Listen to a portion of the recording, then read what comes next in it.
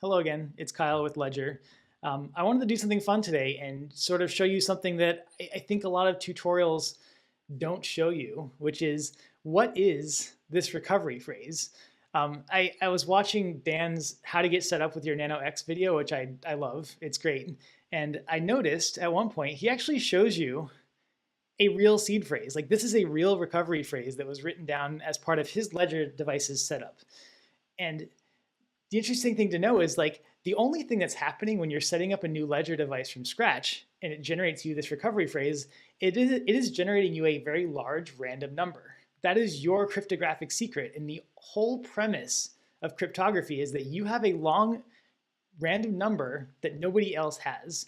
And because you're the only one who knows that random number, that means you can sign transactions cryptographically using that number.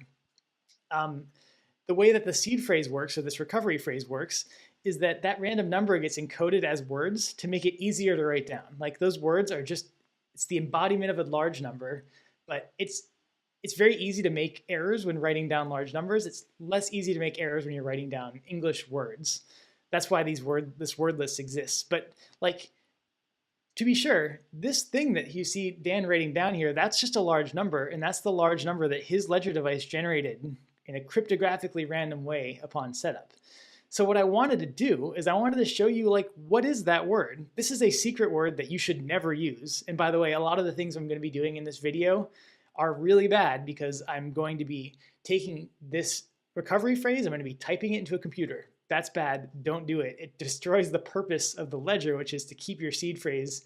I keep using the term seed phrase and recovery phrase interchangeably. I like the term seed phrase, but it says recovery phrase in the sheet, so I will try to continue to call it recovery phrase. But the whole premise of this is that the Ledger device's whole job is to keep that recovery phrase offline, off a computer forever, for the rest of your life. And if you do this correctly, you never have to set up another recovery phrase again. Like one recovery phrase is good for life. It's a secret that you know, and as long as it stays secret, you're good. But here's a good example of a recovery phrase that's already on a computer. It's been in a YouTube video that's super public. So I'm going to take this recovery phrase, obviously not put any assets associated with it because anybody could spend my assets, but I wanted to take you out here to a calculator. What this is, this recovery phrase follows a standard called BIP 39. It's like Bitcoin Improvement Proposal 39 or something to that effect. And I have this online calculator by Ian Coleman, which I adore this thing. I use it all the time just to like remind myself how the math works. Now this feels a little bit like techie, a little bit nerdy or whatever, but what I'm going to do is I'm going to take these words, which are extra tiny here, but I wrote them down, and I'm going to paste them into this calculator, and I'm going to show you what happens. So let me grab them from over here. Paste. Invalid mnemonic. Let's see, we got member frost diagram Y's emerge. Member frost diagram Y's emerge. Parrot viable small submit. Parrot viable small submit. Bring atom enforce print. Bring atom enforce print series property word air combine huge team. Patrol, paddle, humble, normal. Patrol, paddle, humble, normal. Well, that is an invalid mnemonic. You're tricky, Dan. You're tricking me. You use a fake mnemonic. Okay, well, scratch that. Let me just generate you a new word. Here you go. So this tool has a nice ability to generate you a random code. Don't use this because don't trust this website to be secure. It's online. Who knows? They could be feeding you a recovery phrase that they record and wait for you to steal, wait for you to put money into it and steal it out later. But let me show you what's going on here. So this is a valid recovery phrase. This could very well be the recovery phrase your Ledger generated at the beginning, but it won't be. This recovery phrase, I will guarantee you, has never been seen before by the world. These numbers are so long that it is astronomically impossible to accidentally generate the same number as someone else. Like the odds of that happening are incredibly low. Like there's a whole video about how low are these odds actually, and it's very fun to watch. Okay, so here you go. I've got this mnemonic that's 24 words, and here is the long number that it encodes. It really is just a long hexadecimal string, 256-bit number. So then what do we do with this? So it turns out that you can use this long number as a seed, a cryptographic seed, and there are these rules that you can use to generate crypto accounts based on this seed. So I'm very comfortable with the Ethereum network. I like the look of the addresses. They kind of make the most sense to me. So I'm going to switch to the Ethereum derivation rules. And then you'll see here that there's a derivation path, which you may actually encounter this every now and then. It's like a hidden detail that you shouldn't have to care about. But this is a string that represents the rules, mathematical rules to get from that cryptographic seed down to your list of accounts. And by list of accounts, I mean, here you go. This is the first 5 accounts for 6 accounts. Like this, there are infinite amounts of accounts you can generate from a cryptographic seed. And you'll wonder, like, I set up an account in Ledger Live. Then I went over to MetaMask, and MetaMask just showed me my first 5 accounts. And you're like, where did the rest of those 5 accounts come from? They didn't come from anywhere. They're actually mathematically calculated from your seed phrase. And your Ledger's job, its main job, is to calculate that kind of stuff for you securely inside of the secure element on the device. But when asked, like, hey, Ledger, what are the first 5 accounts, first 5 Ethereum accounts that can come out of the seed phrase, it'll return, here are the first 5 public addresses that come out of the seed phrase.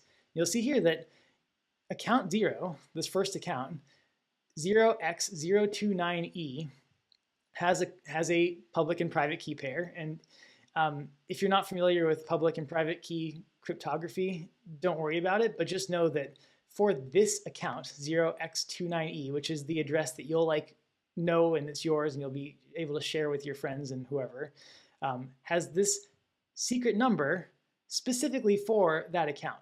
So if this number were to leak into public or be given to an attacker, they could only generate or drain the funds out of this account. They couldn't drain the funds out of account 1 here. They can only drain the funds out of account 0. But this is why when you ever see like a phishing website or a scam website, what they ask you for is they ask you for the seed phrase. And the reason is because this seed phrase leaks the account information for everything. It leaks the account information for all accounts that derive from this address and all private keys associated with those accounts. And even more, maybe like more motivation to keep this number very secret is that not only does it leak all the account information for all of your Ethereum accounts, it'll leak the information for all of your crypto accounts, not just Ethereum. There's Bitcoin involved here. Let me find Bitcoin. Here we are. So same seed phrase, same number, generates the following Bitcoin accounts. And each of those accounts could have unspent transaction outputs that have lots of Bitcoin associated with them, and there's the private key to sign those away. So there's a couple of things I wanted to get to here. One, it should be very important to know that this seed phrase cannot leak. You have to minimize the exposure you have on the seed phrase. Like every single place you put it, everywhere you move it has the opportunity for it to leak. So you need to keep this thing super, like, minimize risk. I could put it in 1Password, right? Like I could upload it to 1Password. I kind of trust the security on that. But can I say for sure that I trust the security on 1Password forever? Will it always be secret? What happens in 60 years when I've got these huge crypto bags and 1Password has a vulnerability that leaks the seed phrase that I put in there, 60 years ago? Risky. The one thing I am certain will not get hacked is my notebook. My notebook is going to be offline forever. And if you're worried about a fire or something like that, there are metal versions of notebooks that you can use. But like, engraver kind of stuff or, billfolds. But anyway, that was the one thing I wanted to get at. Seed phrase is important. Most of you already know that. The other thing is there's a one-to-one linkage here. If I have an Ethereum account, there's no way for me to swap out. Sorry, I got focus. Okay, yeah. There's no way for me to swap out which seed phrase goes along with this account. So I've seen a lot of people that start as MetaMask users, they buy a ledger and they're like, well, I want to keep my address. I just want to use a ledger instead. And the answer is like tough, because this seed phrase, this one up here, always generates those accounts in that order every time. There's no way to change which seed phrase you're using associated with that account. And if this seed phrase has been on a computer, it's been exposed to the internet. Like, you don't know that it's been safe its whole lifetime. So there's just no way around it. When you set up, let's say you're using MetaMask, you're like, I want to get serious about security. I want to get a ledger wallet and get set up. You want the ledger to generate you a new cryptographically random secure seed phrase, and you're going to have a new set of accounts associated with that new secure seed phrase. And what that means is that you need to actually emit messages to the blockchain saying, my old account is now transferring assets to my new account. Like, you have to actually move the assets from the account associated with your old seed phrase to the account associated with your new seed phrase on your ledger. So I guess that's like the second point I want to get at, is that there's a mathematical link between addresses and seed phrases, and new seed phrase means new addresses. That's how it works. So then astute viewers and people who have watched certain YouTube videos that I really hate will ask, like, well, why don't I just take my MetaMask seed phrase and upload it into my ledger? Like, why don't I recover a ledger wallet with the seed phrase from my MetaMask account?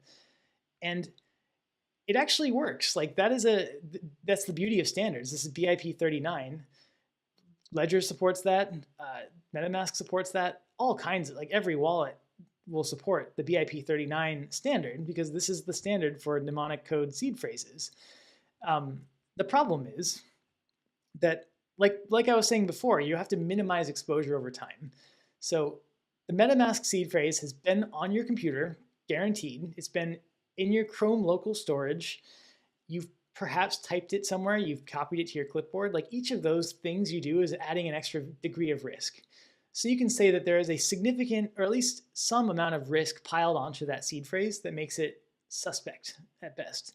It's not like MetaMask is doing anything wrong cryptographically. The problem is that they can't do better than Chrome local storage when it comes time to store your seed phrase, which means that it's like, it can only get you to like a level 3 out of 10 on safety, whereas Ledger can get you to the 10 out of 10. So why not load your MetaMask seed phrase into Ledger? Well, it might be compromised. There is a very big opportunity for people who find seed phrases through malware, through attacks, through hacking, that they actually just, they look at it, it doesn't have a whole lot of money on it, and they go, you know what, this person is likely to load this up with more money soon. Let me just hang on to it. And they'll sit on the seed phrase for a long time and then wait for it to build up a significant amount of money inside and then drain it all of a sudden. So, like, that's scary. You could very well already be compromised with your seed phrase and not know it yet. And then when later, 10 years later even, if that seed phrase came from somewhere unsafe to begin with, and you load it up with money and it gets drained, you'll be like, well, how the hell did that happen? Well, you have to like think back. The entire history of my seed phrase, has it ever been compromised? And while it may save you some gas money today, it may save you some trouble today to reuse the MetaMask account on your Ledger device, it's not worth it in the long run. For that reason, like, that account might actually already be compromised and you're just going to use it thinking it's protected by a Ledger device, when in reality, whoever has your seed phrase has your money. Like, that is how it works, Ledger or not. Like, Ledger's job is to keep it offline, but if it's been online, then what is Ledger's job in this point? Like, it's been mishandled up to that point. Even worse, using your MetaMask seed phrase that might be potentially compromised on a Ledger means you actually spread that compromised seed phrase beyond just the Ethereum network, which is what MetaMask is primarily responsible for. And let's say you get into Cardano, you get into Dogecoin, you get into Bitcoin, all things that Ledger wallets support, no problem. You've suddenly, if that seed phrase leaked through MetaMask, you've suddenly lost your Dogecoin, you've lost your Bitcoin, you've lost your Cardano, you've lost all of your assets. It's super catastrophic. So that's why there's a video, probably the most popular video at the time of this recording, that says like how to set up a Ledger as a MetaMask user, and it says set it up using your MetaMask seed phrase, I'm just like screaming at this video, no, do not do that. It's so bad.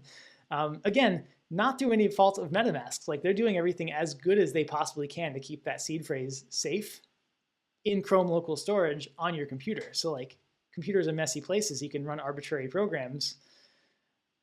So like that's why I would recommend that. So like the last thing I want to point out, and I know this video is probably getting a little long at this point, but maybe this is helpful to somebody. There's nothing Ledger Live is doing special here. When you go to say add account in Ledger Live, it's not like registering an account with the blockchain. It's not saying, hey, Ethereum network, here's a new account to add. These accounts are just numbers. They're addressed numbers, and they all sort of exist. There's just no transactions associated with them. What Ledger is simply doing is it is calculating account 1. It's calculating account 2. It's not like registering them. So these accounts already exist and they don't exist. They're just numbers. And those numbers will always generate in the same order every time. When you load in a seed phrase, you'll always get the same accounts in the same order, which goes to show you why this set of 24 words is sufficient. It's enough to recover all of your accounts on a new Ledger device. Buy a new Ledger. On the little screen, when you set up a new device, it says, would you like to generate a recovery phrase or would you like to use a recovery phrase that you already have?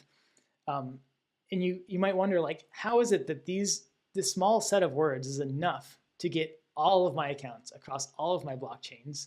Well, it's because this BIP 39 standard has a set of math functions that says, here's how to get from mnemonic code to all of the accounts that are associated with that mnemonic code, including public keys, private keys, addresses. I mean, there's so much information you can get out of this across all blockchains. So I hope this helped clear things up. I'll probably end up needing to refer to some of these concepts in future videos, so it's probably good that I recorded this down. Hopefully it's not terribly long, and maybe I can add some chapters to this, but thanks for sticking around to the end. Hope this helped. Thanks.